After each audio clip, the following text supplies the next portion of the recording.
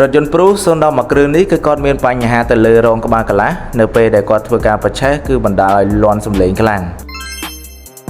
អញ្ចឹងគាត់ក៏បានសម្រេចចិត្តយកមកយានដ្ឋានសុភ័ក្រទីដើម្បីធ្វើការជួសជុលនិងទទួលសេវាកម្មពីខាងយានដ្ឋានរបស់យើងតតែម្ដង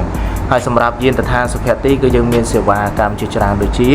ឆែកប្រព័ន្ធ hybrid ពងសុវត្ថិភាពឆែកប្រព័ន្ធប្រាំង ABS ម៉ាស៊ីនគ្រឿងក្រោមអាគុយ hybrid និងប្រព័ន្ធម៉ាស៊ីនត្រជាក់ផ្សេងៗទៀតអញ្ចឹងសម្រាប់បងដែលមានបញ្ហាទៅលើម៉ាស៊ីនរថយន្តបាទចង់ធ្វើការផ្លាស់ប្ដូរនៅគ្រឿងបន្លាស់ផ្សេងៗបងប្អូនអាចអញ្ជើញមកយានដ្ឋានសុភ័ក្រទីបានដែលយើងមានទីតាំងនៅខាងផ្លូវ 72P សង្កាត់គោកឃ្លាំងខណ្ឌសែនសុខរាជធានីភ្នំពេញនេះគឺជាសកម្មភាពរបស់បងជាងយើងកំពុងតែធ្វើការដោះរើរងក្បាលកន្លះចេញបងប្អូនដើម្បីធ្វើការផ្លាស់ប្ដូរហើយនឹងសម្អាតម៉ាស៊ីនបាទនឹងក្បាលកន្លះផ្សេងៗទៀតសម្អាតឲ្យស្អាតដើម្បីយើងធ្វើការដាក់បញ្ចូលទៅវិញអញ្ចឹង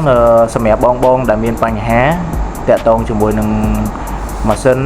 បាទរថយន្តដែលចង់ធ្វើការជួសជុលអាចអញ្ជើញមកយានដ្ឋានសុភ័ក្រទីបានឬក៏បងប្អូនអាចតាក់ទងតាមរយៈលេខទូរស័ព្ទ081 916 535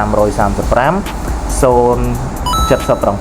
916 និង535សូមអរគុណ